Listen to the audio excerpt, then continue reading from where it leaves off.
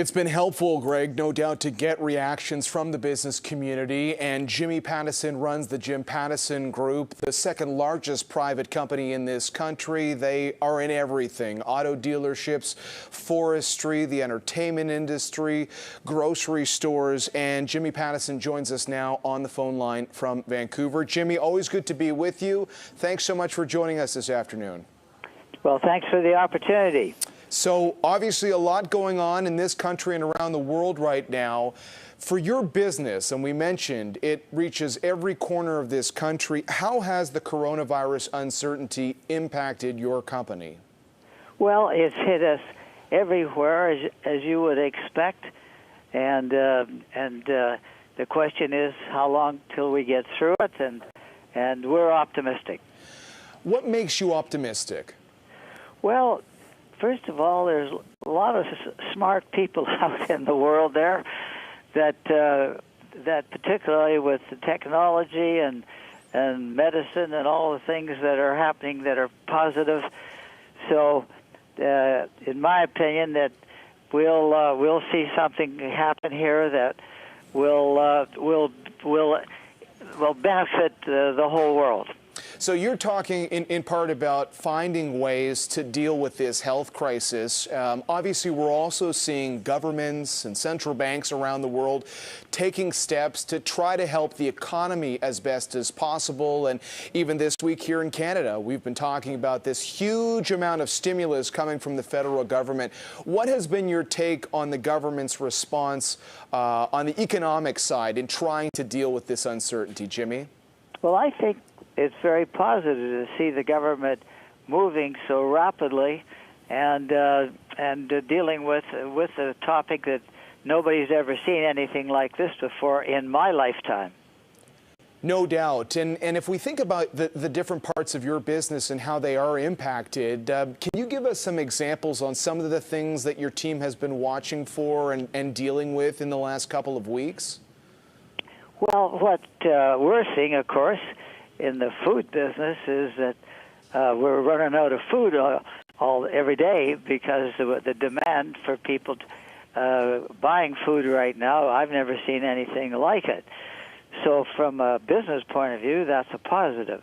On the other side of it, we're in the car business, we're in broadcasting, and we're still doing business, but not to the degree that we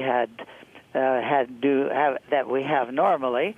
And the same thing applies to things in the entertainment business, like Ripley's Believe It or Not, and so on. Those kind of things have been hit, as you'd expect.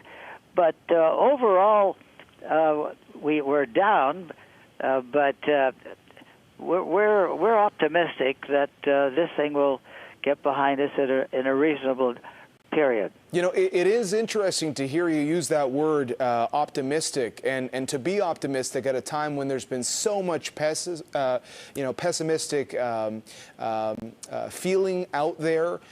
Fear and panic often used as ways to describe what's been happening in the stock market.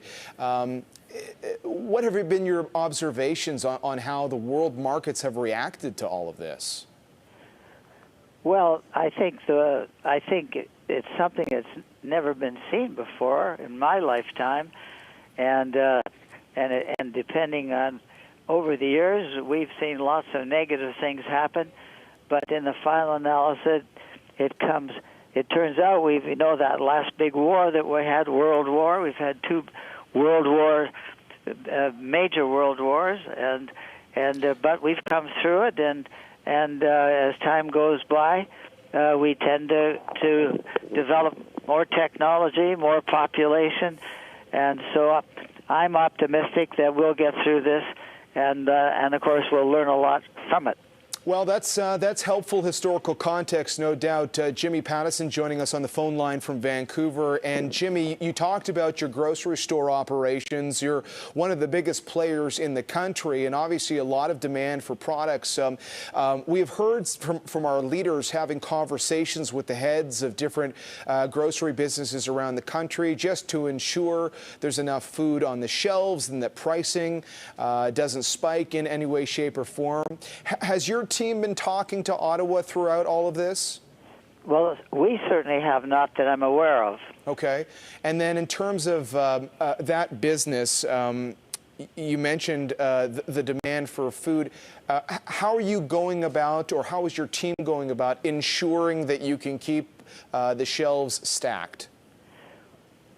Well, I'm not sure I quite understand your question, but the key is, of course, that number one is the safety of our employees and the service to our customers, and then we have to watch that we don't get people that try to take too much at one time, so that everybody has an opportunity to get what they need.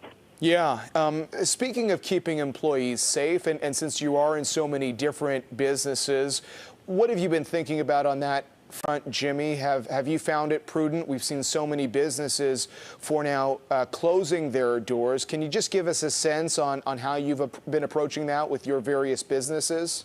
Well, each of our businesses are run by their own management team, and we don't have an overall policy except, number one, look after the employees and then look after your customers that to the best we can, because with this virus, we're anxious to make sure that we do the best we can as far as our protecting our employees. At the same time, we got a job to do with our customers. So that's the main thing that we're concentrating on these days. Health, the most important thing, no doubt. With people staying at home more frequently right now, there has been a question about things happening so quickly that perhaps we're already in a recession. Does it feel that way to you? Are you willing to characterize us as being in a recession at this point already? Not at all. Really? What makes you say that? Well, because we have a common sense right now tells us to be very careful with what we do and who we with the contagious moving around the country with different people. We're certainly people are being much more careful. By the same token, this is all going to get resolved. And people are still going to eat, and we're still selling cars every day, and not as many as we were, and we're selling everything except in the places where we've shut down, like Ripley's, believe it or not, where we in the entertainment business. But that's to preserve and protect our employees, and of course follow what the government would like us to do. Well, it certainly sounds like you think that things could recover faster than some out there ultimately feel. We'll wait and see. Before we let you go, is there anything else that you would like to see from the government? We're going to be hearing from our earlier interview today with the finance minister, where we've already seen all this money that will be made available to Canadians, but the finance minister, in his words, saying nothing's off the table, so they could be doing more. Is there anything else that you would like to see from the government going forward, Jimmy?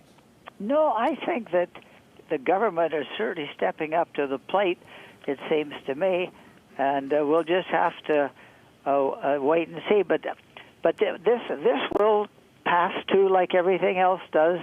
The question is how fast and how we can all make sure that the least amount of people get hurt as we can. All right, Jimmy, always good to get your perspective. Thanks very much for joining us on this developing story. Okay, thank you. Jim Pattison, the chairman and CEO of Jim Pattison Group.